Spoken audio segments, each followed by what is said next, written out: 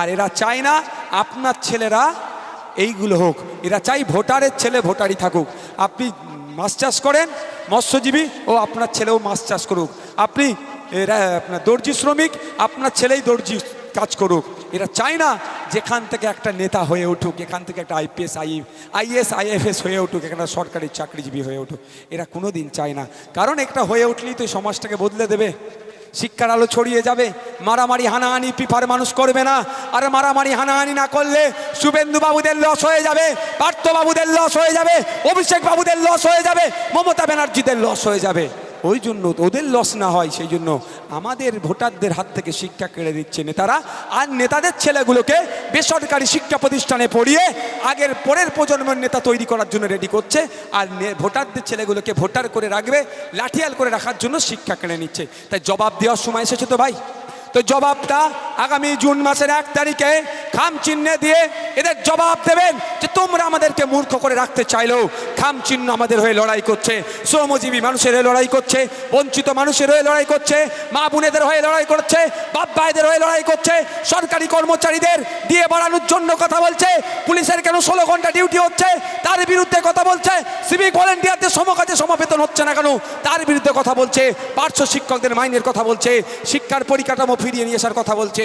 সুতরাং খাম চিহ্নকে আগামী দিনে আমরা সুযোগ দিলে খাম চিহ্ন আপনার হয়ে আমার হয়ে কথা বলবে, হবে তো ভাই।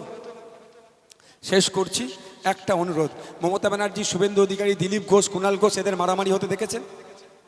দেখেছেন? এরা কিন্তু এক জায়গায় বসে চা খায়। কেন মারামারি পিফাতে হবে, কেন বসিরহাটে হবে, কেন সন্দেশকারিতে হবে? একটু ভাববেন। অনুরোধ করছি, ভোট আসবে যাবে, ভোটের জন্য মারামারি হানাহানিতে জড়াবেন না। এখন একটা ভালো স্লোগান খুব হচ্ছে, কটা বাজে? আর 1 মিনিট 2 মিনিট বললে কারো অসুবিধা হবে? শুনবেন। 1952 সাল থেকে কিন্তু আপনারা ভোট দিয়ে এসেছেন। ইতিপূর্বে 17 বার পার্লামেন্টে আপনারা নেতা পাঠিয়েছেন। এটা 18 বার যাবে আপনাদের ভোটে, ভেবে চিনতে দেবেন। 1952 সাল থেকে কি হয়েছে? এই ধরনের একটা স্লোগান চলেছে, লড়াই লড়াই লড়াই চাই, লড়াই করে বাঁচতে চাই, এই ধরনের স্লোগান দিয়েছে। তো লড়াইটা কে করে আর কে বাঁচে? কে করে লড়াইটা? মোহাম্মদ সেলিম সাহেব, মমতা ব্যানার্জি, শুভেন্দু অধিকারী, পার্থ চ্যাটার্জি, কুণাল ঘোষ, অধীর রঞ্জন চৌধুরী, এরা মারামারি করে? এরা মারামারি করে না। 300 টাকা যাদের রোজ, তাদেরকে প্যাক দিয়ে দেয়, আমরা এমন বার খাইয়ে দেয়, নেতা স্টেজ থেকে স্লোগান দিচ্ছে লড়াই লড়াই লড়াই চাই, আর ওপরে লড়াই করে বাঁচতে চাই।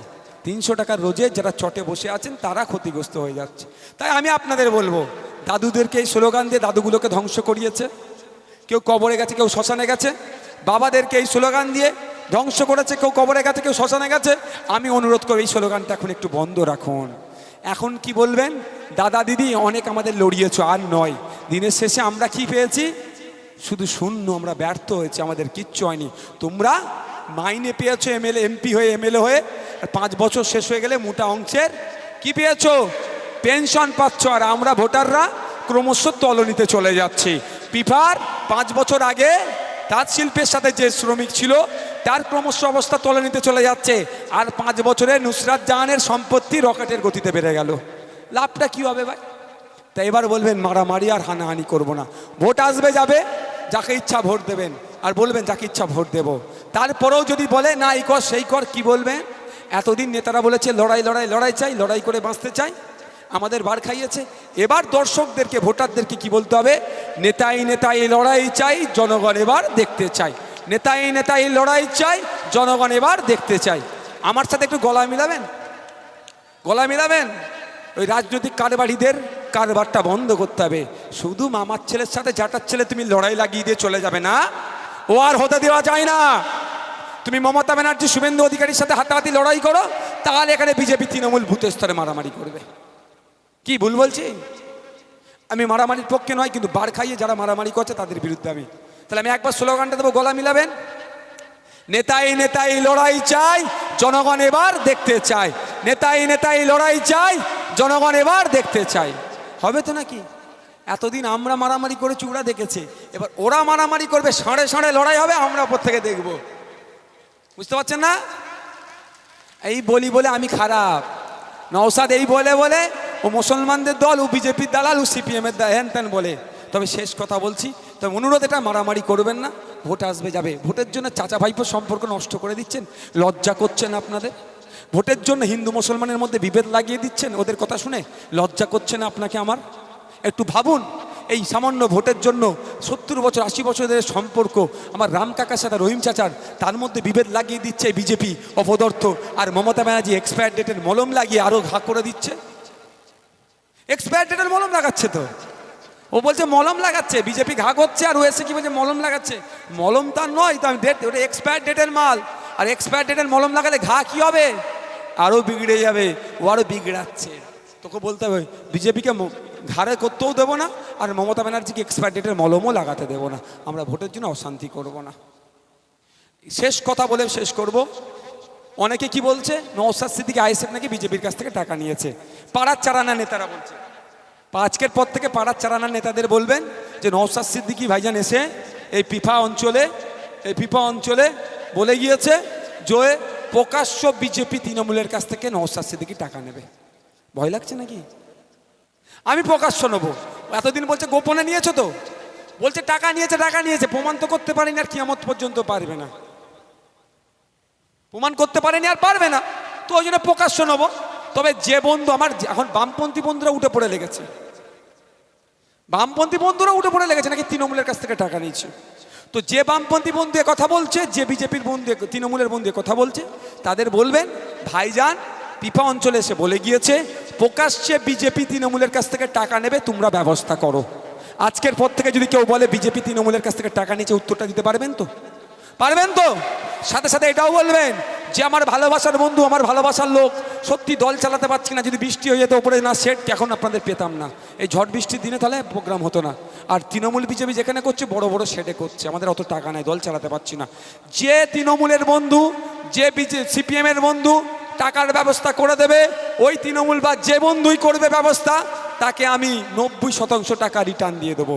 100 টাকা বিজেপি তৃণমূলের কাছ থেকে এনে দিলে আমি মাত্র 10 টাকা পার্টি চালানোর জন্য নেবো, 90 টাকা ওকেই দিয়ে দেবো আমি। বুঝতে পেরেছেন? আনুক, যে বেটারা বাচ্চাদের মিড ডে মিল চুরি করে খায়, সে নাকি আমাকে টাকা দেবে। হ্যাঁ, যারা বড় বড় ওষুধ কোম্পানির কাছ থেকে ইলেকট্রল বন্ড নিয়েছে আর জীবনদায়ী ওষুধের দাম রকেটের গতিতে বাড়াচ্ছে, সে বেটারা নাকি আমাকে টাকা দেবে। ভাবতে পেরেছেন? আমি তো প্রকাশ্য নেবো বলেছি। আর দেখবেন পাড়ার চারানার নেতারা বলে, মমতা ব্যানার্জি বলে না কিন্তু নওশাদ সিদ্দিকী বা আইএসএফ কবে কত টাকা নিয়েছে, শুধু বলে একটা দল বেরিয়েছে, হ্যান করেছে ত্যান করেছে, টাকা পয়সা নিয়ে হই হই করছে, এগুলো বলে এড়িয়ে যায়। আমি বলে দিচ্ছি আপনাদের, আমি ব্যাট ধরে আছি, বলের অপেক্ষায়, টেস্ট খেলতে নেমেছি। যত বলছে বলুক, যা বাউন্সার টাউন্সার দিচ্ছে দিক, আমি শুধু অপেক্ষায় আছি। ব্যাটে বলে হবে, মনের মতো বল পাবো, বাউন্ডারির বাইরে ছক্কা করে দেবো, একদম শুধু বাউন্ডারি না, স্টেডিয়ামের বাইরে করে দেবো। আমি অপেক্ষায় আছি, ওই বড় নেতারা একবার মুখ ফসকে বলে ফেলুক যে এত টাকা নওশাদ সিদ্দিকী বা আইএসএফ বিজেপির কাছ থেকে বা তৃণমূলের কাছ থেকে নিয়েছে। দেখবেন এরা সংখ্যা বলে না, শুধু বলে টাকা নিয়েছে। পাড়ার চালানোর নেতাকে নিয়ে ভাবি না, মেন বড় নেতারা বলে না, কারণ বললেই তো আমি মামলা করব। এক বেটা বলেছিল স্টেজে উঠে যে নাকি নওশাদ সিদ্দিকীরা নাকি টাকা নিয়েছে, একটা সংখ্যা বলেছিল, তাকে উকিলের এমন চিঠি দিয়েছি, তারপর থেকে তাকে আর পার্টির স্টেজে দেখতে পাই না। বুঝতে পেরেছেন? আর জেল খাটছে, জেলের ভাত আমাদের মামলাতেই খেয়েছে। আর আমাদের ভাঙড়ের মুকুটবিহীন নিজেকে বাদশা বলে দাবি করে আরাবুল, যে জেলের ভাত খাচ্ছে, শুরুটা আমাদের পেনেতেই হয়েছে, এটা মাথায় রাখবেন। আর শওকত মোল্লাকে আগামী দিনে জেলে নিয়ে যাব, জেলের ভাত ও খাবে তো আগামী দিনে। তবে ওকে কোর্টে টেনে নিয়ে গেছিলাম এই নওশাদ সিদ্দিকী, ও নওশাদ সিদ্দিকীর সম্পর্কে বাজে মন্তব্য করেছিল বলে।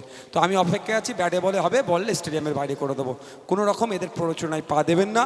রাতের অন্ধকারে 500 টাকা বিরিয়ানির প্যাকেট যদি দিতে আসে তৃণমূলের বন্ধু বা যে কেউ, ছাড়বেন না, সেটাও নিয়ে নেবেন। নিয়ে কি করবেন, চুপচাপ সকালে কি করবেন, খামে ছাপ দিয়ে দেবেন। ইভিএম মেশিনের কত নম্বরে? 5 নম্বর ইভিএম মেশিনের। শুনুন, একটা কথা বলছি, তৃণমূল বা যে কেউ যদি বলে 1 নম্বর 2 নম্বর 3 নম্বর সুইচটা টিপে সুইচ মেশিন অন করতে হবে, এসে হাত দেবেন না মায়েরা, কোনো জায়গায় হাত দেবেন না। সোজা যাবেন, হাতটাকে পেছনে রাখবেন, ওপর থেকে দেখবেন 1 2 3 4 5 এরকমভাবে চোখের ইশারায় গুনে নেবেন, দেখবেন। তারপরে খামচিহ্ন আছে, আখতার রহমান বিশ্বাসের ছবি আছে, তার নাম আছে, ওখানে যে বোতামটা আছে সেখানে টিপে ধরে রাখবেন। যতক্ষণ না পিঁ করে আওয়াজ হবে ছাড়বেন না কিন্তু। মায়েরা এখানে যারা এসছেন আপনাদেরকে অনুরোধ করছি কোনো প্ররোচনায় পা দেওয়ার দরকার নেই। দিনের শেষে প্রতিবেশী, এটা মাথায় রেখে রাজনীতি করবেন। ভোট আসবে যাবে, ভোটের জন্য মারামারি হিংসায় কেউ জড়াবেন না। সকলে ভালো থাকবেন, সুস্থ থাকবেন। চুপচাপ চুপচাপ চুপচাপ। Indian secular front, Indian secular front.